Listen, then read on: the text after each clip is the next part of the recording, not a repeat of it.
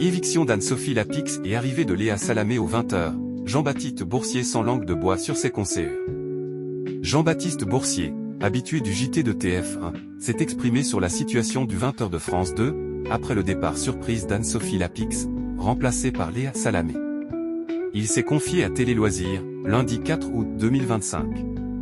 C'était peut-être la plus grosse surprise de ce mercato de l'été, qui rebat les cartes pour les présentateurs de l'audiovisuel français chaque année. Fin mai, on apprenait qu'Anne-Sophie Lapix quittait le 20h de France 2 après 8 ans à la tête du journal télévisé. Le 19 juin, France Télévisions confirmait que Léa Salamé prendrait sa suite. Un choix qui avait inquiété certains. Mais pas Jean-Baptiste Boursier. Le joker des JT de la semaine de TF1 depuis le 14 juillet dernier s'est confié dans les colonnes de Télé Loisirs, en kiosque depuis lundi 4 août 2025. Le remplaçant exceptionnel d'Audrey Crespo-Mars a commencé par adresser une pensée confraternelle et amicale pour Anne-Sophie qui est une super journaliste et intervieweuse. Si certains ont blâmé le ton incisif de sa collègue, il préfère insister, c'est une fille géniale. Son affection pour Anne-Sophie Lapix ne l'empêche pourtant pas de féliciter sa remplaçante, Léa Salamé, qu'il a probablement régulièrement croisée dans les couloirs d'ATL, quand ils s'y trouvaient tous les deux entre 2010 et 2011. Je suis aussi très content pour Léa. On a échangé un petit message. Je la connais depuis longtemps puisqu'on s'est rencontrés sur ATL.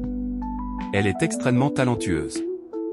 Pas de rivalité qui tienne, alors qu'il ajoute, je pense à elle deux, humainement. On prend des coups quand on est titulaire, ce n'est pas toujours simple. Sans rancune, Anne-Sophie Lapix aurait déjeuné avec sa remplaçante pour discuter de ce rôle que Léa Salamé devra bientôt endosser.